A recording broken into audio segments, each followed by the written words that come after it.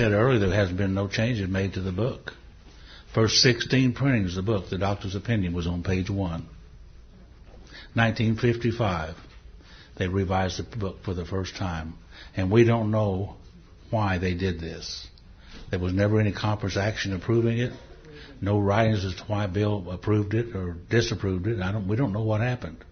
But somewhere along the line, they took the Doctor's Opinion, took it off of page 1 and put it in the Roman numeral sections. And people quit reading the Doctor's Opinion. I don't read the Roman numeral section of books, do you? Well, that's worthless material. But you see, it's very, very important. Because the Doctor's Opinion was Bill's first information that he'd received on how to stay sober. And we need to have that information too. I remember the book says here that many do not comprehend that the alcoholic is a very sick person, says in that paragraph. And when I first come into Alcoholics Anonymous, I stood in the back of the room. And I was looking down at my feet. I was ashamed of what I had become. See, it was a moral issue with me. And I was there trying to get over that moral issue. Damn near died sitting in AA. But fortunately for me, a couple of years later, I'm in a meeting, a little hotel meeting, and with Charlie and Joe, and they began to talk about the Doctor's Opinion. Charlie said it wasn't a moral issue or bad character or sin as we thought it was. And what went off in my head, well, if it's none of those things, then what the hell is it? You see, I needed to know that information.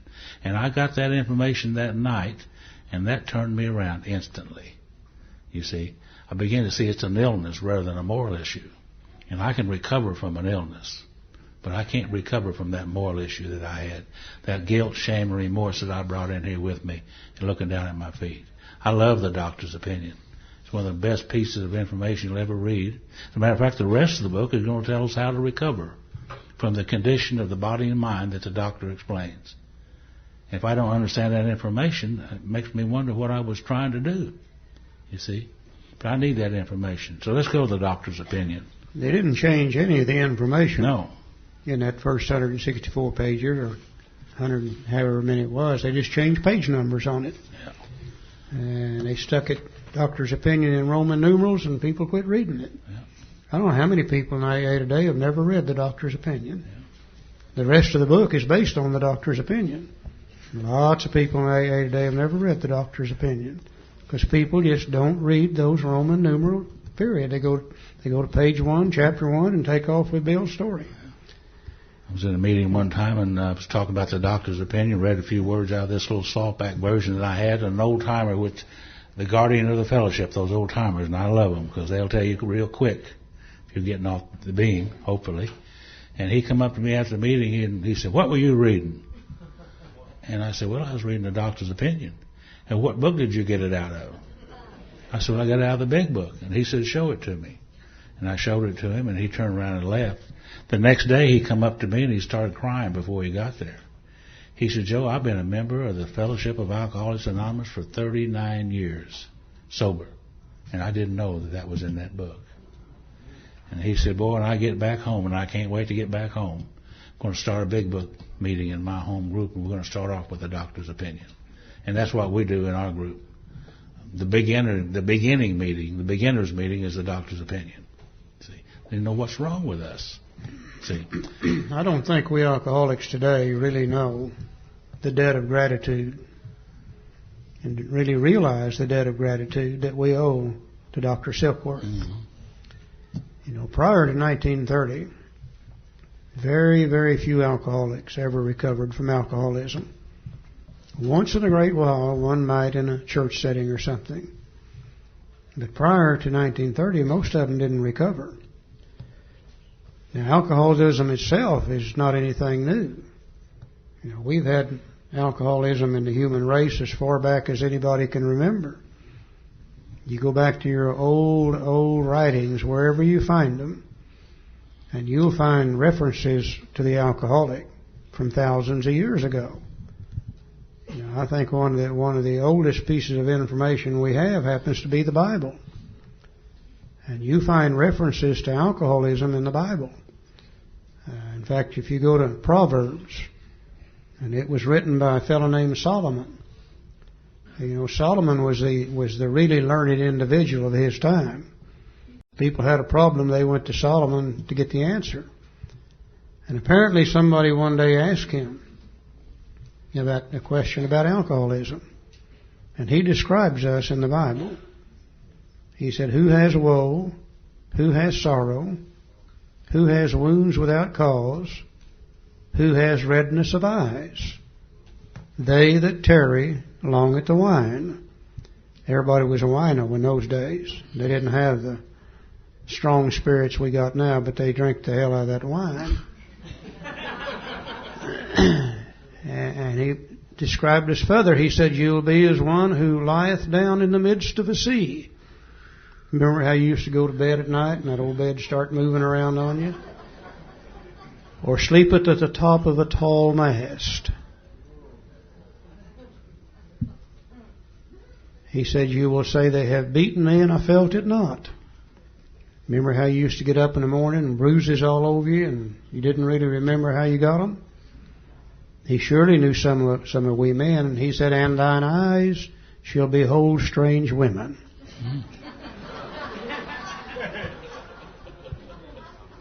And thy heart shall utter perverse things. Like, trust me, honey, please trust me. But then he topped it off with a real description. He said, "They will arise in the morning and seek it yet again." Almost a perfect description of alcoholism as we know it today. But he had no answer for it.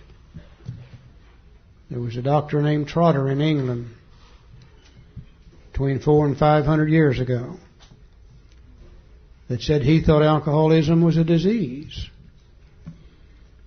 But he didn't know what it was, and he had no answer other than total abstinence, don't drink. There was a doctor named Benjamin Rush in the United States, one of the signers of the Declaration of Independence, who wrote a paper on alcoholism over 200 years ago. But he didn't know what it was either. And he said the only hope he could give is just don't drink. And it wasn't until Dr. Silkworth came along in the 1900s that we began to understand what alcoholism really, really is. I think this is another one of God's coincidences. Silky, when he went through medical school, he was always interested in alcoholism, always interested in alcoholics. But when he got out of medical school, he had to find a job somewhere. And in those days, you couldn't do any good dealing with alcoholics. Doctors had a hard time dealing with us back in the 1930s, still do today. Doctors then, and they say today, that one of the problems they got with we alcoholics is we never tell them the truth, which we most certainly don't. They say we never will do what they tell us to do, which we don't. But the real reason they don't want to work with us is we don't pay our bills either. And Silky said, by God, he's got to have a job. And he went off into another field. But always dabbling with alcoholism. Had the big stock market crash in 1929. And Silky lost everything he owned in it, like so many other people did. And necessary for him to find a job somewhere. And he was offered a job by Charlie Towns in the Towns Hospital in New York City. Now, the big book says it's a nationally known treatment, but it really wasn't that big. It was pretty small. And he went to work for Charlie Towns in the Towns Hospital for $25 a week, room and board. And his main object was dealing with alcoholics and also cocaine addicts. They had the problem back then, too, the same as they do today. A lot of them did. But his main thrust was with alcoholics. And from the time he went to work at the Towns Hospital till the time he met Bill Wilson in the summer of 1933, he would work with many, many, many alcoholics. And he began to see the differences between we alcoholics and normal drinkers. He began to develop these ideas about the physical allergy, about the obsession of the mind. And by the time Bill Wilson came along, he was able to sit down with Bill and tell him what he thought his problem was. Now, I don't know whether Bill was the first one he ever told, or the first one that ever got any good out of it. But Silky in 1933 explained to Bill what alcoholism really, really is. Later on then in 1934, after Ebby had brought the solution and the program of action, and Bill recovered from alcoholism, and he took this doctor's opinion to Dr. Bob Smith in Akron, Ohio. I always wondered how this old New York City stockbroker rumhound could convince this well-trained surgeon in Akron, Ohio, what his problem is. All he did was transmit the doctor's opinion to him. They took it to Bill Dotson. And from that time on, they took it to every alcoholic they made a visit on. And as they began to recover, they began to really realize the importance of this information. And they got ready to write the big book, and Bill went to Dr. Silkworth and said, "Can we use this information that you gave to me back in 1933? Can we put that in this book today?" And Dr. Silkworth said, "Sure you can. Sure you can." But he said, "First call it the doctor's opinion." He said, "I can't prove it. I can't prove it. Just call it the doctor's opinion." And the second thing he said is, "Don't put my name on it. Because if you put my name on it, they'll throw me out of the medical profession completely." Well, back in those days, alcoholism was a sin, willpower, etc. The medical profession didn't believe in this idea of it being an illness. So bearing those two things in mind, they put this information in the big book. And Bill wrote some of this stuff, and Dr. Silkworth wrote the most of it. And I've always been amused by the fact that in 1955, when they came out with the second edition, the medical profession, psychiatric profession, has recognized alcoholism as a disease. Dr. Silkworth said, "Now in this second edition, if you wish to, you can put my name in it." And it's been in it ever since. But the first 16 printings of the big book, it was just the doctor's opinion, dash, dash, dash, dash, dash. Let's look for a few minutes at what the doctor had to say about people like us. Let's go to Roman numeral page 24 in the third edition and 26 in the fourth edition. Top first paragraph there. He said the physician, let me get this up while I read it. The physician who at our request gave us this letter has been kind enough to enlarge upon his views in another statement which follows. In this statement, he confirms what we who have suffered alcoholic torture must believe. There's no must in the fellowship that I'm aware of. But there's a lot of must in this book. And there's one of them. We must believe that the body of the alcoholic is quite as abnormal as his mind. This is the first time we can find anywhere in written history a reference to the fact that the body is quite as abnormal as the mind. Everything up until this time had talked about the mind only. Weak will, moral character, sin, etc. But here we see a reference to the fact that the body is also involved in this thing. That's the first time we've ever seen that in writing. And we're going to talk about the abnormality of the body, and we're going to talk about the abnormality of the mind. We react to alcohol different than normal people, both physically, also mentally. And we'll talk about them both before we're through. So it did not satisfy us to be told that we could not control our drinking just because we were maladjusted to life, that we were in full flight from reality, or were outright mental defectives. Now these things were true to some extent. In fact, to a considerable extent with some of us. But we're sure that our bodies were sickened as well. In our belief, any picture of the alcoholic which leaves out this physical factor is incomplete. So for a little while here, we're going to talk about the physical. A little bit later, we're going to talk about the mental. The doctor's theory that we have an allergy to alcohol interests us. As laymen, our opinions to its soundness may, of course, mean little. But as ex-problem drinkers, we can say that his explanation makes good sense. It explains many things for which we could not otherwise account. Now, if the purpose of a textbook is to transfer information from the mind of one human being to another, increasing the knowledge of the user of the book, and I think that's what they're for, then it stands to reason the transference of that information is going to be based upon the understanding of the words that are used in the book. If the writer of the book uses a certain word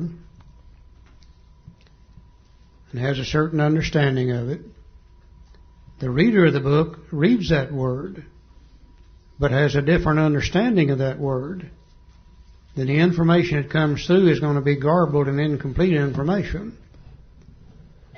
And there seems to be a few key words in the big book Alcoholics Anonymous that many of us had difficulty with back in the beginning. And I think one of them is this word allergy. Most of us come to AA and we have a preconceived idea about what an allergy is. And most of us know that if we get around something that we're allergic to, there would be some kind of physical manifestation or indicator of that allergy. For instance, if you're allergic to strawberries and you eat them, you break out in a rash. The rash being the physical manifestation of that allergy. If you're allergic to milk and you drink it, you'll have a bad case of dysentery. The dysentery being the manifestation of that allergy. If you're allergic to certain plants, such as ragweeds, you get around them. Your eyes itch, your nose itches, they water, and you begin to sneeze. The itchy, watery eyes, the sneezing are the manifestations of that allergy. And I knew if you're allergic to something, there would be something there that you could see. So I come to AA. And they say, Charlie, you're allergic to alcohol. You'll never be able to safely drink it again. I said, how in the hell can I be allergic to alcohol? Now, I'm drinking a quart a day. How can you possibly drink that much of something you're allergic to? And I said, besides that, when I drink alcohol, I don't break out in a rash. I don't have a bad case of dysentery. Once in a while I would, but not too often. Nor did it make my eyes itch, nose water cause me to sneeze. And I said, I don't understand what you're talking about. You need to explain that to me. And they said, well, you don't need to understand it. All you need to know is you just can't drink it. Well, today I think I know why they told me that. I don't think they understood it any better than I did. Now, I went from person to person to person to person in AA trying to get somebody to explain to me this allergy. And usually the answer was, well, what the hell difference does it make? Or you don't need to understand anything. Just don't drink. Just keep coming to meetings and you'll be okay. Now, if you get a problem hanging out there in front of you, and you've got a keen intellectual alcoholic mind like I have, and that problem keeps sooner or later it's going to run you out of your mind if you don't get an answer to it. And one day, in absolute sheer desperation, I went to the Webster's Dictionary, and I looked up the word allergy. And I found several definitions, the same as you do with any word, depending on how it's used. But I found the one that I think fits me exactly. It said an allergy is an abnormal reaction. An abnormal reaction to any food, beverage, or substance of any kind. So immediately I started looking back through my lifetime and my drinking history to see where I was abnormal. And to my amazement, I found out I don't know what's normal and what's abnormal. The only thing I know about drinking alcohol is the way I drink it and the way those people drink it who drink with me. And if they don't drink like I do, we don't drink together. So in order to find out what's normal, so I can see what's abnormal, is to go to the normal, social, temperate, moderate drinker and ask them to explain to me, how do you feel whenever you've had a drink or two? And nearly always I'd get an answer similar to this. Well, I can come home from work, tired, tense, wrought up from the day's work, have a drink or two before dinner, get a relaxing feeling from it, and go ahead and have dinner, and then I probably won't drink any more that night. Well, I don't feel that way when I drink alcohol. When I take a drink of alcohol, as it passes over my lips begin to tingle. Hits my teeth and they kind of chatter up and down. Strikes my tongue and I can feel my tongue begin to grow and expand and swell. Hits my cheeks and they kind of flutter in and out. And I can feel it passing through my sinus cavities into my forehead, and I begin to get a feeling in my forehead which is absolutely indescribably wonderful. Now, I haven't swallowed the damn stuff yet. It's just in my mouth. When I swallow it, you know what happens. As it goes down through my esophagus, my chest begins to grow and expand and get bigger and bigger. Hits my stomach and just literally explodes like a bomb. Immediately I feel it racing through my arms and they get longer and longer. Hits my fingers and they begin to tingle and vibrate. At the same time it's racing through my arms, it's racing through my legs. They're getting longer and longer. I'm getting taller and taller. And it hits my feet and toes and they get a hot, intense, burning, exciting, get up and go somewhere and do something feeling. I don't understand a comfortable, relaxing feeling whenever you have your drink of alcohol. You know, these people, as I talk to them further and ask them questions, they absolutely amaze me. They said, Charlie, when we have a drink or two of alcohol, we begin to get a slightly tipsy, out of control feeling. And they said, we don't like that feeling. Therefore, 1 or 2 drinks is all we want to take. My God, how many times have you tried to get them to take more than 1 or 2? And they say, oh, no, I feel this already. Oh, no, it's making me dizzy. I don't want any more. That's the normal reaction to alcohol. Those people put it in the body. Immediately it races through the bloodstream. Immediately races to the brain. And for the normal, social, temperate, moderate drinker, it is a downer. It's a sedative.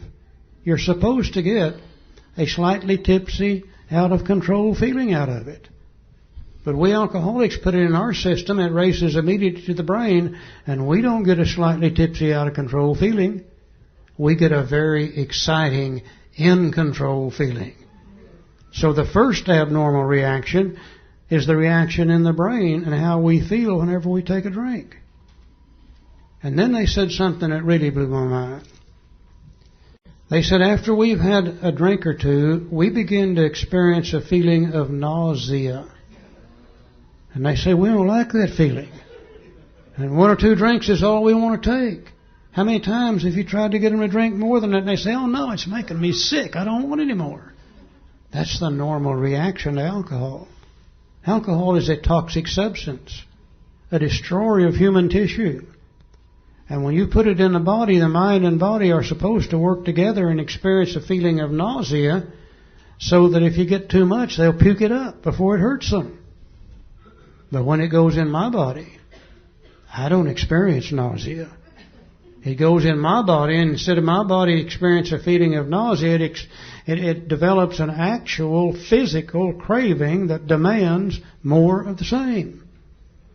They feel nausea. I feel a physical craving that demands more of the same. And that craving is so strong that after I've had 1 drink, I've got to have a second and a third. And it's beyond my ability to control the amount that I'm going to take mentally, and I end up drunk and sick every time. So I react to it abnormally in 2 ways. First, my mental reaction is an abnormal reaction, and then certainly my physical reaction is an abnormal reaction. Now, the only difference between normal and abnormal is what do the majority of the people do. 9 of them drink it that way. 1 of them drinks it the way I drink it. Then we have become physically allergic to alcohol. It has an entirely different effect on us than it has on normal, social, temperate, moderate drinkers. My God, I just love to watch them drink. You know, one of the best places in the world to see normal social drinkers is in airplanes. And they come around and they order a drink. And they bring them a drink. I think, what does it cost? $5, I think somebody. One of them little bitty bottle. Hell, not a drink in it.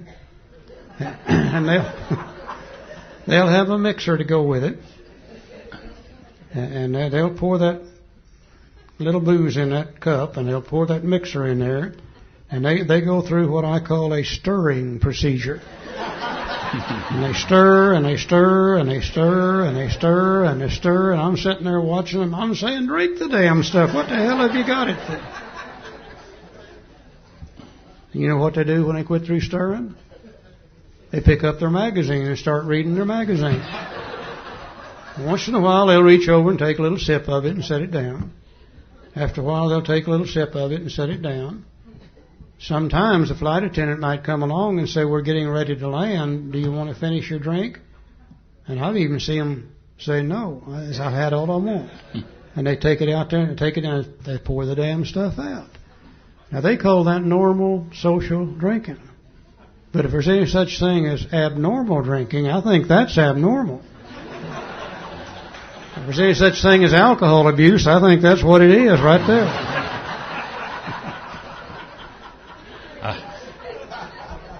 I was on a plane going from Tulsa to Dallas one time, and there was a real pretty little girl sitting over there, about 25 or 26, about my age. And she was having a drink, and she was so excited about going to Las Vegas, and this is her first trip, she said, and going to have a good time staying at so-and-so hotel. And she asked me what hotel was I staying at in Las Vegas. I said, well, I'm not going to Las Vegas. Kind of wished I was, but I wasn't. And after a while, I was doing a little research for you guys, okay? I was watching the little gal drink those drinks, and pretty soon she caught me at it. And she shook it at me like this. Did you want some of this? I said, no, ma'am. I said, I've got to be home by Christmas. She didn't talk to me anymore about that. Now, a good textbook, I don't care what the information in it is, a good textbook never tells you something but what doesn't build on that information and give you more information to more or less back up and prove what they said. He told us about the allergy. Now let's go over to Roman numeral 26. In the third edition, it's 28 in the fourth edition. And we're going to see some more information regarding this allergy. Bill understood us very well. He tells you about the physical allergy, obsession of the mind on one page, and he turns around and tells you about it again. Isn't that the way you talk to drunks? You got to tell them first, and then you got to tell them again, then you got to retell them so they get the message. So it says that we believe, and so suggested a few years ago, that the action of alcohol on these chronic alcoholics. I was diagnosed as a chronic alcoholic one time. I don't like that diagnosis then. I'm not much too crazy about it now, but I understand what it means. Chronic simply means we're doing the same things over and over and over again. So I was a chronic drinker.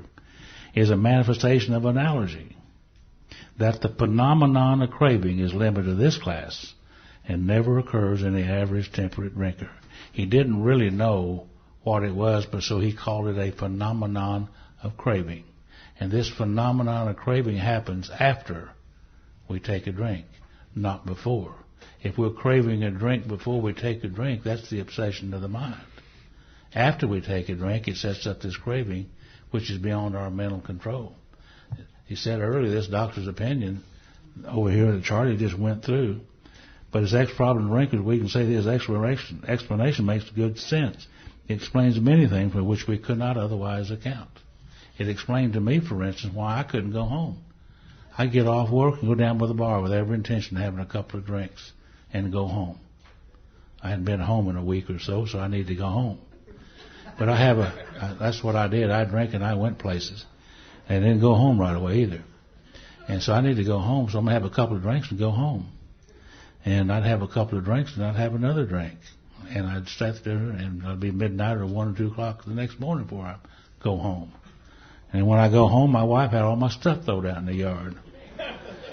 Don't know if y'all know what stuff is, but dirty T-shirts and they never throw anything clean. I don't understand it. Have the door locked, file divorce on me again, all that stuff, and I could not explain to myself or even to her why I didn't come home. I could not come home, and it says it explains many things which we could not otherwise account. Once I take a drink, it's virtually impossible to guarantee what I'm going to do once I take a drink. I know I'm going to drink more and more and more and more. I always did. But this doctor's opinion explained that to me, and I needed to know that information. Okay, the manifestation of the allergy to strawberries is a rash. Manifestation of the allergy to milk is dysentery. Manifestation of the allergy to ragweeds is itchy, watery eyes, sneezing, and etc. The manifestation of the allergy to alcohol, Dr. Silkworth here says it is the phenomenon of craving. He uses the word phenomenon because he didn't understand it. The phenomenon of craving that occurs in the body after we have had a drink. After we have had a drink. It's an actual physical craving that demands more of the same. You can't see it. You can only feel it. And only alcoholics feel it. Normal, social, temperate, moderate drinkers, they never experience the phenomenon of craving. They get the slightly tipsy, out of control beginnings of the nauseous feeling, etc. Only alcoholics experience the phenomenon of craving. And we experience it after we've had a drink. It's very important that we understand the word craving in the context of the Big Book. I hear people today say, I came to AA and I craved a drink for 5 years. No. In the context of the Big Book, that's the wrong use of that word. They needed a drink, they desired a drink, they wanted a drink. But the only way an alcoholic can crave alcohol is first put it in the system. Then the phenomenon of craving develops. Then we can't stop and we pass through the well-known stages of a spree. And we end up remorseful not to do it again. And we repeat that over and over and over and over. So it's important we understand that we can only feel it, you can't see it. Now, and again, to amplify this, let's go over to Roman numeral 28 in the third, Roman numeral 30 in the fourth edition. And we're going to talk about 5 different kinds of alcoholics. And he's going to drive this home one more time to us. There's 5 different types of alcoholics, and I suspect there's as many different alcoholics, as many types of alcoholics in their room as there's people who are alcoholic. But he describes 5. There's more. He said the classification of alcoholics seems most difficult and much details outside the scope of this book. He said there are, of course, the psychopaths who are emotionally unstable. We're all familiar with this type. They're always going on a wagon for keeps. They are over remorseful and make many resolutions but never a decision. And we call that type 1. There is a type of man who is unwilling to admit that he cannot take a drink. He plans various ways of drinking. He changes his brand or his environment. Type 2. There is a type who always believes that after being entirely free from alcohol for a period of time, he can take a drink without danger. Type 3. There is a manic-depressive type who is perhaps the least understood by his friends, about whom a whole chapter could be written. Type 4. Now, I always thought I was the next one, type 5. Then there are types entirely normal in every respect, except in the effect alcohol has upon them. They're often able, intelligent, friendly people. That describes Charlie, doesn't it? I used to read that and I'd say, well, how do you know so much about me anyhow? Now he drives this point home. All these and many others have one symptom in common. They cannot start drinking without developing the phenomenon of craving. This phenomenon, as we suggested, may be the manifestation of an allergy, which differentiates these people and sets them apart as a distinct entity. It has never been, by any treatment which we are familiar, permanently eradicated. The only relief we have to suggest is entire abstinence. Now, I think what he said is this, that if all we alcoholics in this room should take a drink, God forbid that happen, but if we did, we would not all react exactly the same. And just a little bit, one of us crying in our beer, oh, boo, the world not treating me right. Just a little bit, one of them's up here on this dais dancing and cutting up and having a hell of a good time.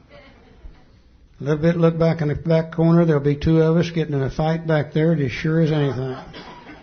look in this corner, there'll be two of us over here, one putting the make on the other. We tend to do that too when we drink. We would do many, many different things. But if we're a real alcoholic, there's one thing every one of us would do. We would start looking for a second drink. Phenomenon of craving is taken over now. And we start looking for a second drink, and then a third drink, and then a fourth drink, and then a fifth drink, and on till we're drunk and sick and in all kinds of trouble. That's what we've got in common in AA today. That's why we need to talk about nothing but alcoholism in AA. That's the only real thing we alcoholics have got in common. This phenomenon of craving that separates us from normal people. Sets us apart as a distinct entity when it comes to alcohol.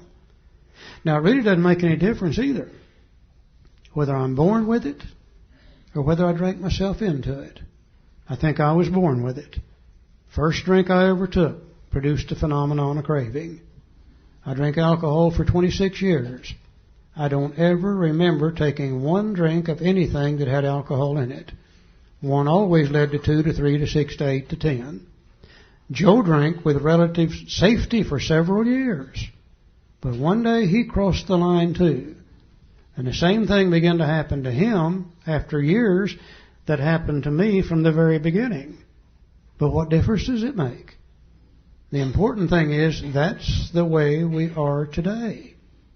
And I know that's the way we are today.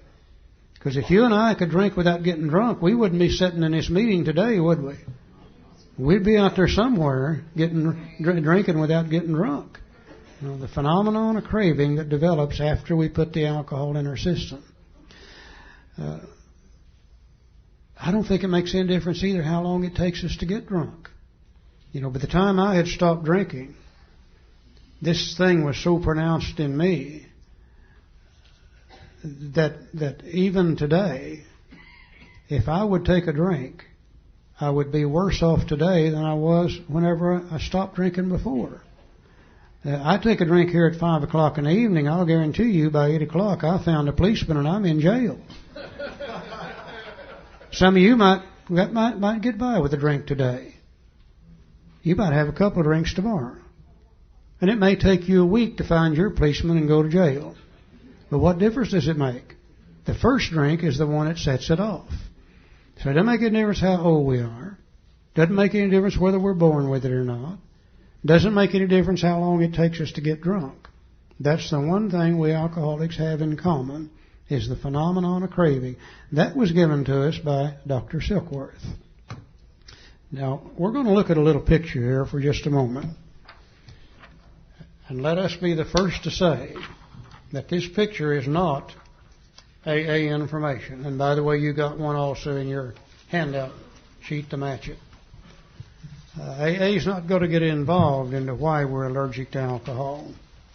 But today, the medical profession has pretty well proven the doctor's opinion. We know today, and they didn't know much about metabolism in the 1930s. We know today that when you put anything in your system, such as a piece of bread, the mind and body will recognize what that is. And certain organs of the body produce enzymes, and those enzymes attack that piece of bread and break it down into usable and non-usable items. And the body will retain the amino acids, the vitamins, the things that it needs, and it'll get rid of the rest of it through the intestinal tract. Does the same thing with a liquid that it does with a piece of bread or a piece of beefsteak. In that center picture, we see the 9 people who drink safely with alcohol. They are at ease with it.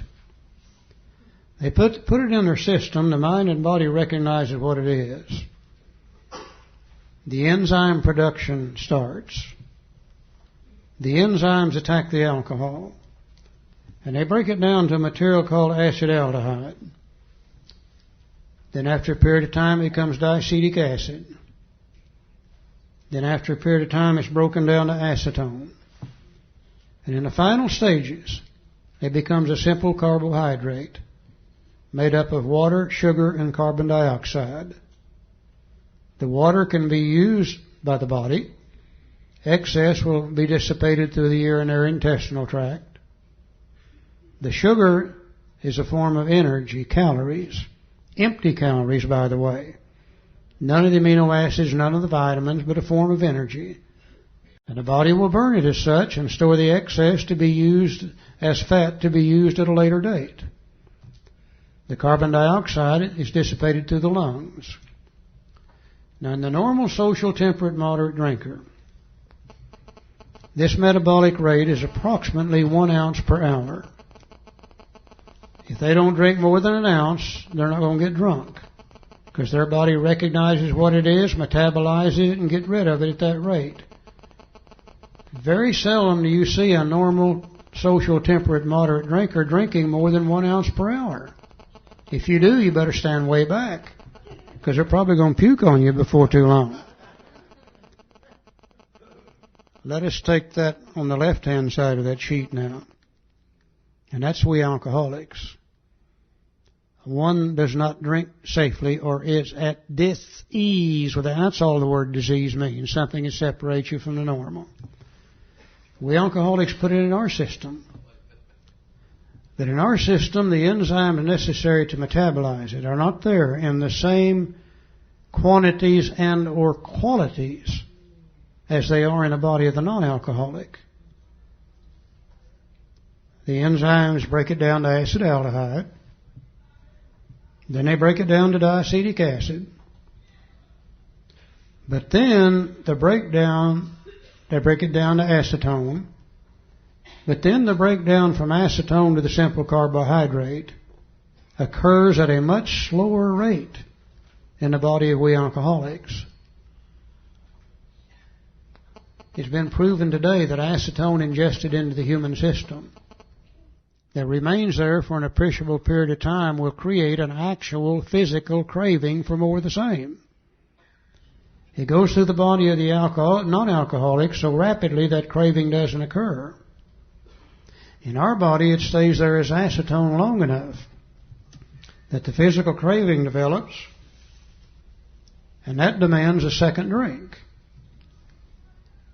Now we've got most of it acetone from the first drink. Now we put that in from the second drink.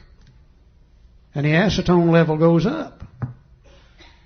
And when the acetone level goes up, the craving becomes harder. And that demands a third drink. We got most of the first, nearly all the second. Now we put that in from the third drink. The acetone level goes up. The craving becomes harder. At midnight, after 16 drinks, I'm laying out in the parking lot. They've run over me and broken my leg. And they come running up to me and say, "Can we help you?" And I say, "My God, yes, give me another drink." I crave it harder at midnight after 6 drinks than I did at 5 in the evening after 2 drinks. That explains to me why I never got enough. I drank alcohol 26 years.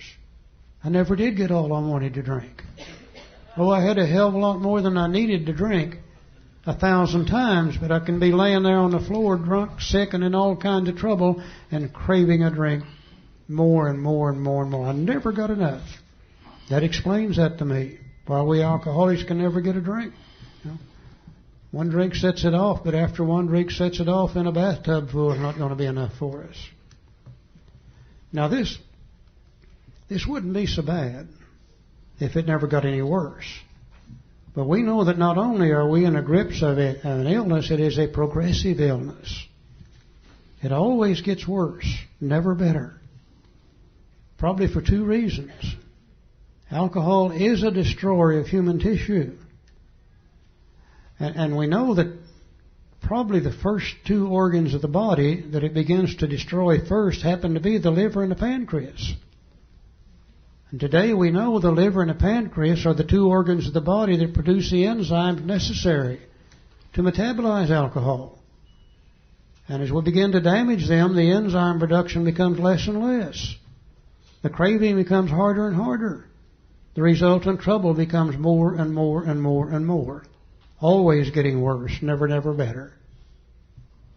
Probably due to the aging factor also. We know that as we begin to age, which, by the way, starts way back there about 18 years old. As we get older, the body begins to shut down on the production of everything. Believe me, it's true. I know. I'm experiencing some of that stuff.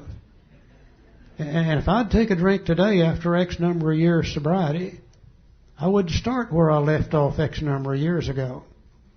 The craving would be harder today, the drinking would be harder, and the resultant trouble would be harder. I know that's true. My God, I've gone to alcoholic after alcoholic who got drunk after 5, 6, 8, 10, 15, 20 years of sobriety, and I asked them a question, is it any better? My God, no, it's not any better. Twice as bad as it used, 10 times as bad as it used to be.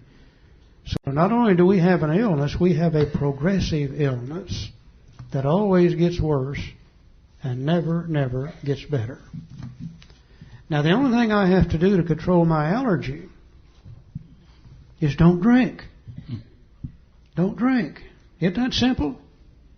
If I never took a drink, my allergy couldn't hurt me. If I never take a drink, the phenomenon of craving can't develop. If the phenomenon of craving can't develop, I can't get drunk. So if that was all that was wrong with me, then we'd just pass ahead, everybody throw $1 in, and we'd get up and go home, and everything would be great. But this allergy thing is tricky. You know, I've got a friend who's allergic to, of all things, fish. And when he eats fish, his throat swells up, and he almost chokes to death. The fact that he's allergic is beside the point. Because if he didn't eat fish, that couldn't happen to him. But he's got something wrong with his head. There's a light bulb up here that doesn't work, a switch that doesn't close properly or something. Because from time to time his mind tells him it's okay to eat fish. I bet it always starts like this. Well, I haven't had any fish in 90 days. Surely I could have one piece of fish. It's that damned orange groupie I've been eating. If I'd eat nothing but rock cod, I'd be okay. Or it might even say it's them damn people I've been eating fish with. If I'd just change my crowd, I'd be all right. I'm the same way when it comes to alcohol. Left on my own resources, there's something up here in my head that doesn't work right. Because from time to time, my mind would tell me that it's okay to drink. And believing it was okay to drink, I would take a drink, trigger the allergy, the phenomenon of craving would develop, and then I ended up drunk. But I couldn't end up drunk if I didn't take the first drink. And the body can't do anything unless the mind tells it to. So I can't get drunk if I don't take the first drink. My real problem lies within my mind telling me I can drink, rather than my body that ensures that I can't. Silky understood us real well. For just a few minutes now, let's look at the other half of our illness. Yeah, we're going to turn back to the most dangerous part of the illness now. The most dangerous part of the illness is not when we're drinking, as dangerous as that is, but it's when we're not drinking. You know why it's the most dangerous part of the illness? Because we're thinking about drinking, you see. So let's look at that on Roman numeral page 26 in the 3rd edition and 28 on the 4th edition. Right. Last paragraph on the bottom of that page. It says, men and women drink essentially because they like the effect produced by alcohol. Now, many alcoholics are highly offended when you tell them that. They say, oh, no, that's not the reason I drank. The reason I drank is because I love the taste of alcohol. And I wouldn't argue with them whether they do or not. I love the taste of cold beer. Always have all my life. But I also love the taste of cold mountain spring water. And I never did sit down and drink a case of cold mountain spring water. Alcohol did something for me that cold mountain spring water didn't do. You know, as a kid growing up, I was on the outside of the crowd looking in. I always wanted to be a part of, knew I could not be. I always knew that whatever I said, whatever I did would be the wrong thing. People would laugh and I would be embarrassed. You ladies, I couldn't even get close to one of you. Completely tongue-tied when I got around you. And one night at an old high school dance, somebody gave me a drink of moonshine whiskey. And all those fears and feelings disappeared. And I was allowed to ask a girl to dance with her. Never had danced before.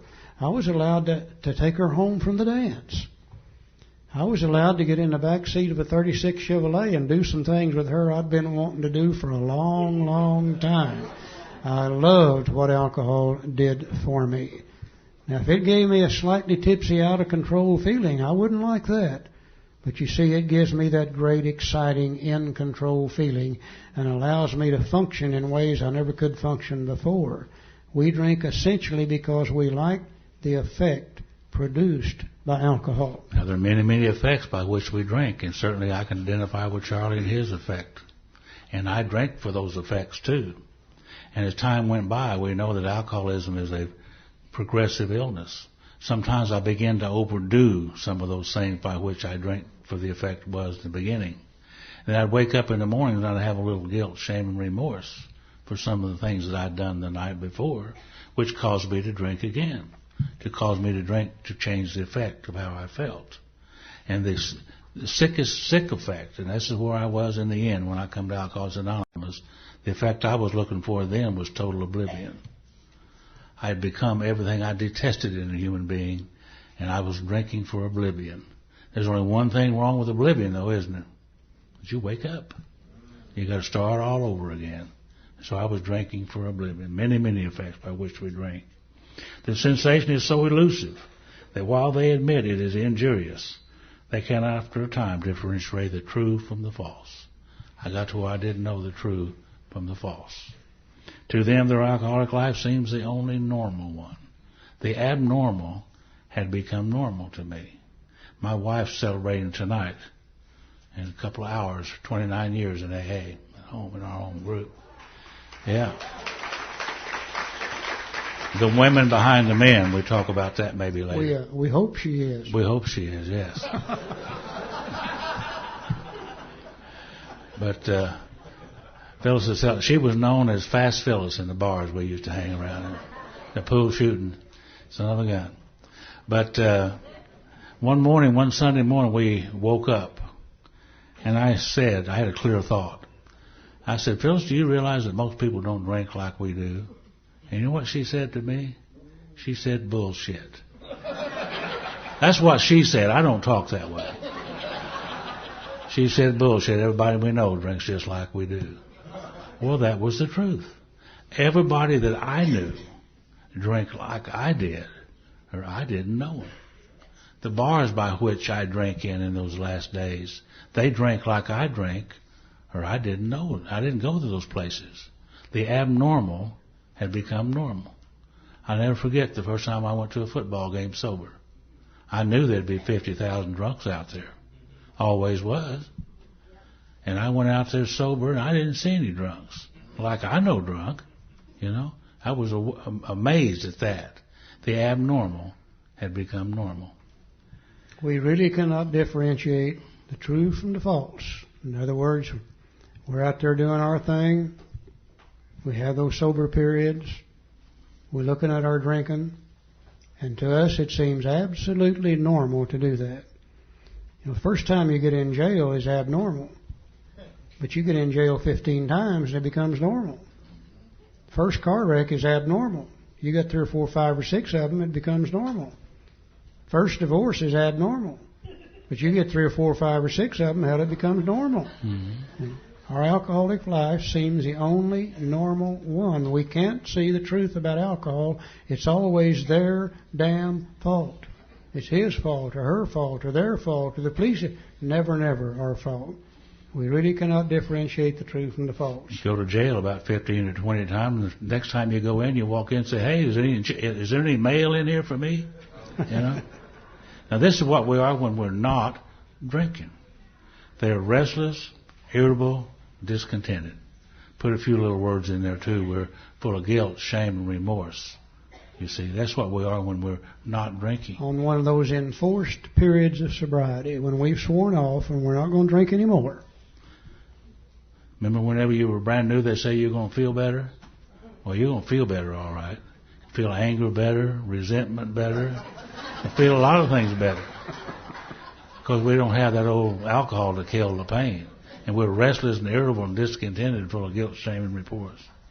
Unless they can again experience the sense and ease of comfort, which comes at once by taking a few drinks which they see others taking with impunity. We're running around out that sober. We don't feel good. We're restless, irritable, discontented, filled with shame, fear, guilt, and remorse. We want to feel better. We don't know any way to feel better except to take a drink. And the mind begins to think about the great sense of ease and comfort that's going to come by a couple of drinks. And as we begin to think about the great sense of ease and comfort, we begin to forget the jailhouses. We begin to forget the hospitals, the divorce courts, and etc. Other people are taking it with impunity. Why can't we? And the next thing you know, we've convinced ourselves that it's okay to drink. We can't remember with sufficient force the suffering and the pain and the humiliation of the last drunk to keep us from taking the first drink of the next drunk. And after they succumb to the desire again, as so many do, then we take the drink. And then the phenomenal craving develops. They pass through the well-known stages of a spree, emerging remorseful, with a firm resolution not to drink again. And how many times have we made those promises to ourselves and other people? I'm through drinking. I'm never going to drink again. I promise you, myself, and everybody else. This is repeated over and over and over and over and over and over and over. And unless this person can experience an entire psychic change, there's very little hope for his recovery. Entire change of mind while not drinking, there's very little hope for a recovery. You can't heal a sick mind with a sick mind, though, you see. And he talks about psychic change, dealing with the mind. He'll be talking about personality changes, spiritual experiences, spiritual awakenings, are all has to do with the changes of the mind. Remember that Roland was told by Dr. Jung, ideas, emotions, and attitudes, which were once the guiding force of these lives of these people, are suddenly cast to one side. He's talking about the same thing, a change of mind while not drinking. Okay, let's look at this picture for just a few minutes, and we'll try to tie these two things together. Over here on this side, we now see why we can't safely drink because of that allergy. Now, I don't know about you guys, but as I continue to drink and continue to drink and continue to drink, more and more and more trouble I got into, I began to think about doing something about my drinking. Now, I didn't think about quitting drinking. The first thing I did is what all we alcoholics do. I said, well, Charlie, you're having so much trouble with alcohol. What you need to do is learn to control your drinking. Now, because of this over here, I now see where it was difficult for me to control my drinking while drinking. Any of you guys ever try to control your drinking while drinking? And because of the physical allergy, it's an absolute impossibility for me to do that. But for years, I tried to control my drinking while drinking. Like the big book says, I tried all different ways. Drinking only beer, drinking only wine, drinking only vodka, drinking only bourbon whiskey, drinking only rum. One time I decided to drink nothing but rum. And the only thing I got out of that was damn bad dysentery, I'll guarantee you. It'll do it to you every time. So now I see why I never could control my drinking while drinking. Well, finally, I reached the point where I said, well, Charlie, maybe you better just quit drinking then. And I trotted out the most useful tool that I had was my willpower. And I said, sick 'em, Will, we're through with that damn drinking. We're not ever going to drink again as long as we live. Now, I'm running around out there sober, but I don't feel good at all. Feel lousy as hell. Restless and irritable and discontented. Filled with shame, fear, guilt, and remorse. Wanting to feel better. No way to feel better that I knew of. And I'd start thinking about taking a drink. And my mind would say, well, you know, you've been sober 90 days. Hell, you've proven that you can, that you're not alcoholic. You can surely drink now. You have one drink. You'd have one beer. Or my mind would say, why don't you go to the liquor store and get a half pint and take it home? Nobody can get drunk on a half pint. Always some reason to give me the reason to take that first drink. And I'd take that first drink, I'd trigger that allergy, and I'd be off and I'd be running again. Now over here on this side, we've drawn a little thing we call an emotional barometer. All people have emotions.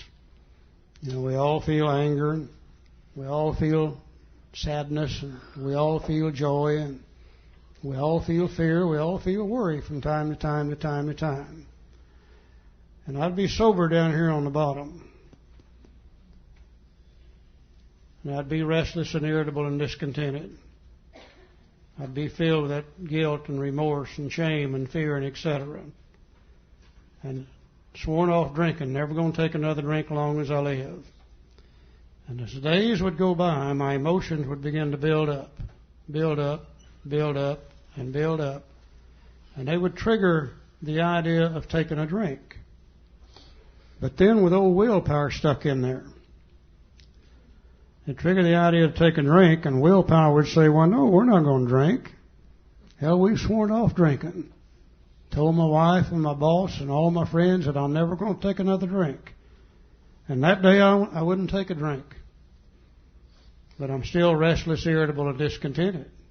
Still filled with shame, fear, guilt, and remorse. The emotions begin to build up a little higher, a little higher, a little higher. And the next day or two, my mind says, well, you know, if we had a drink, we'd feel better. But I run into willpower, and willpower blocked it off. It said, no, sirree, we're not going to drink. We've sworn off. We're not ever going to take another drink. And I wouldn't drink that day. But the next day I get up, and I'm still restless and irritable and discontented. My emotions build up higher and higher and higher and higher. Trigger the idea of taking a drink, and willpower blocked it off. I didn't drink that day. Next day I get up, and I'm restless, irritable, and discontented. The emotions build up higher and higher. I'm getting to where I can't get along with my wife. I can't get along with my kids. Can't get along with my bird dogs. Can't get along on the job. Life sucks, and I want to feel better.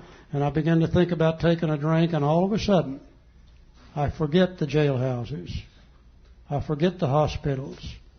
I forget the divorce courts. And my mind sees nothing at all wrong with taking a drink in order to feel better. Now, when that happens to me, willpower is no longer existent. The only time willpower works is when your mind sees something wrong with what it's wanting to do. And just before we alcoholics take that first drink, our mind refuses to remember that we can't drink. It refuses to remember the hospitals, the divorce courts. It can concentrate on one thing and one thing only, that sense of ease and comfort that comes at once by taking a few drinks. And we think this time it's going to be different. This time we'll just drink beer. This time we'll just have one or two drinks, and that's all we're going to take. And our mind gives us permission to drink. And we take the drink, and sure enough, it feels better when you have that first drink. But the problem with that is it comes over here and triggers that allergy, and we go through the well-known stages of a spree, and we emerge remorseful with a firm resolution not to drink again. We don't feel any better sober than we did before. And as the days go by, the emotions build up, trigger the idea to drink, trigger the idea to take a drink, and all of a sudden one of them little devils burns through. And we take a drink, and we trigger the allergy, and we go through the well-known stages of a spree. And Dr. Silkworth says we repeat this over and over and over and over and over. Does that sound like anybody in this room besides me? Okay. I can't do anything about that over there. Big Book in 1939 said that so far they hadn't been able to find anything to do about that, and they still can't do anything about that. So the only hope I have lies not in the physical, but in the mental. If I could find a way to live down here on the bottom, where I'm sober, and I'm not restless and irritable and discontented. If I could find a way to live down here on the bottom where I'm free from shame and fear and guilt and remorse, then I'm going to be in pretty good shape emotionally. And my emotions are not going to build up to the point that requires that I take a drink in order to feel better. So the only recovery is right here in keeping our emotions in check. Now, that's what the 12-step program is about. We're going to see a little bit later on that Dr. Jung told a fellow named Roland Hazard that he had seen people have what he called vital spiritual experiences, during which old ideas old emotions, and those things were cast aside and replaced with a new set of ideas, emotions, and attitudes. The only difference between me now and what I was when I was drinking is today I'm sober, and I'm not restless, irritable, and discontented. Today I'm sober and I'm not filled with shame, fear, guilt, and remorse. Today I'm sober and emotionally I feel good. Therefore, I don't need to take a drink in order to change the way that I feel. And that's what our 12-step program brings about through the having of the vital spiritual experience, which later on we change the word to spiritual awakening. Now, once we've had this psychic change, or this spiritual awakening, this spiritual experience, or the book refers to it as a personality change. Once we've had that, then we find that we're able to easily live without having to take a drink of alcohol to change the way that we feel. Joe, read the next paragraph, would you please? Yes, sir. He said, and on the other hand, as strange as this may seem to those who do not understand, once the psychic change has occurred, the very same person who seemed doomed, who had so many problems he despaired of ever solving them, suddenly finds himself easily able to control his desire for alcohol, the only effort necessary being that required to follow a few simple rules, which is the 12 steps of Alcoholics Anonymous. So if we look at this chart up here very carefully now, once again, it's easy to see that if you can't drink without getting drunk, and if you can't keep from drinking because of the obsession of the mind, then you become absolutely powerless over alcohol. And it's saying if willpower don't work, then it seems as though the only other thing we can do is try to find a power greater than ourselves that can restore us to sanity, keep us emotionally stable, where we don't trigger that idea to take a drink. And then we can recover from alcoholism. That's all we've got for this afternoon. Thank you all for being here.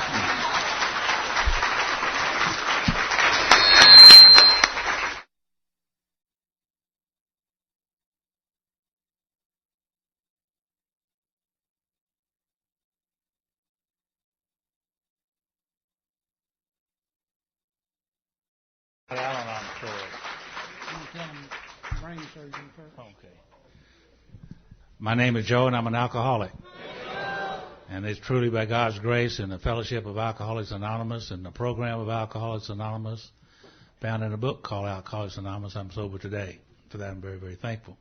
And I've been sober ever since I could remember. Forgot to tell you that.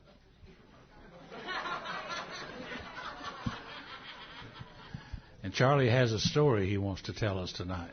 Charlie. Okay, everybody have a good dinner? Yeah. Everybody warm enough?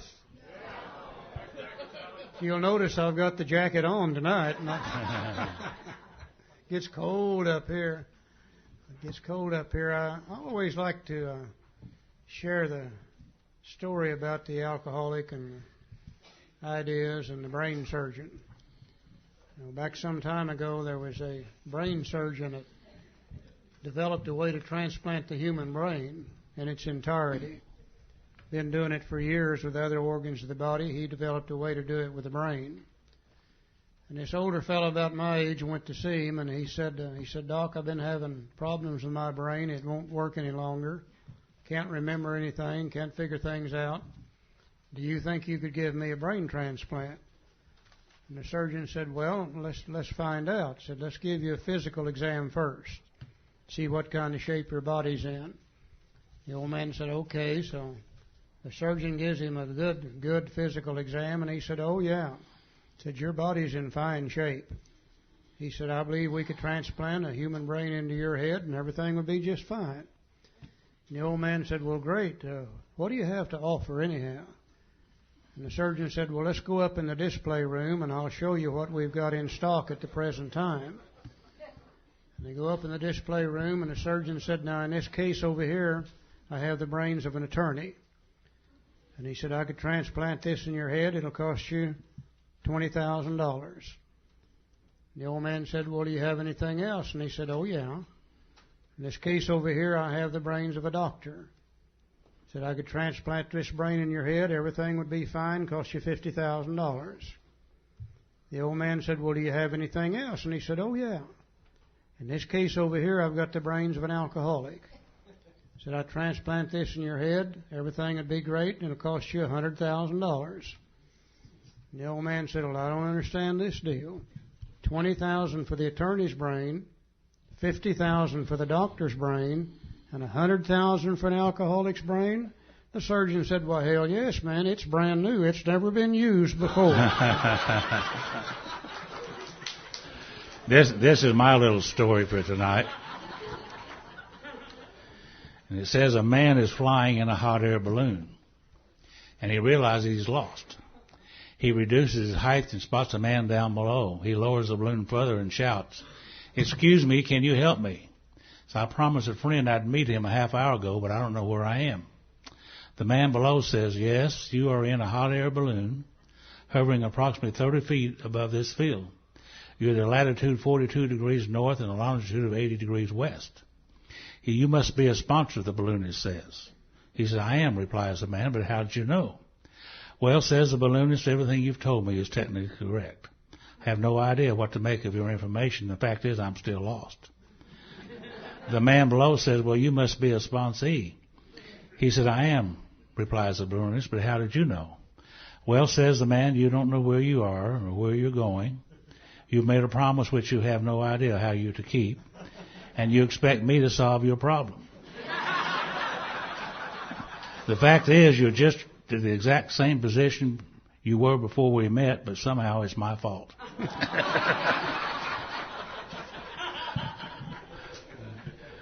Okay, we spent quite a bit of time this afternoon talking about what the problem is, talking about the doctor's opinion, talking about the physical allergy of the body, the obsession of the mind. The two of them added together makes us absolutely powerless over alcohol. And I think by now that we all can get a pretty good idea of what the problem really is. The next thing we're going to look at in the big book is Bill's story. Now, Bill's story is an example of the problem. In Bill's story, we're going to be able to see him when he first began drinking. We're going to be able to see when alcohol for him was a very exciting thing and he had a lot of fun. We're going to be able to see the progression of his illness. We're going to see him go from fun drinking to drinking all day and almost every night. We're going to see him progress to the point where he has to drink every day. We're going to see him progress to the point where he has to drink out of absolute necessity. And then finally in Bill's story, we're going to be able to see him drinking for the sickest reason of all, complete, absolute oblivion. And he's going to be a perfect textbook example of alcoholism as we know it today. Now, a lot of people say, well, we couldn't identify with Bill Wilson because, after all, he was a New York City stock speculator and we were not. A lot of the women say, well, we can't identify with him because he's a man. And where I'm from, we used to say we couldn't identify with him because he's a Yankee. But if we look for identification in Bill's story, I think all of us, old or young, male or female, wherever part of the country we're from, we're going to be able to identify with the way Bill thought. We're going to be able to identify with his actions. We're going to be able to identify with another alcoholic. And it's not by accident they decided to put Bill's story in here just exactly where it is. Remember, before he went to see or saw Dr. Bob in Akron, before he went there on a business venture, he already knew what his problem was. He had already learned that from Dr. Silkworth. And he had got the solution and the program of action from Abby Thatcher. But there in New York City trying to help other alcoholics, he hadn't been able to help any of them because he always was trying to force spirituality on them. And he turned them off. None of them liked it. And Dr. Silkworth said, well, why don't you explain to them the exact nature of the illness? Tell them what the problem really is. And then after you get their attention, you can talk to them about spirituality. And Dr. Bob was the first one that Bill tried that with. He sat down and shared his story with Dr. Bob. And Dr. Bob could see his own problem through Bill sharing his story with him. And then Dr. Bob was able to apply the Oxford Group program to a depth he never had before and recovered from alcoholism. They went to see Bill Dotson. And they didn't talk to Bill Dotson about Bill Dotson's drinking. They sat there and shared their stories with them. So they learned very early in the beginning of our fellowship the value of one alcoholic sharing his own experiences with another alcoholic.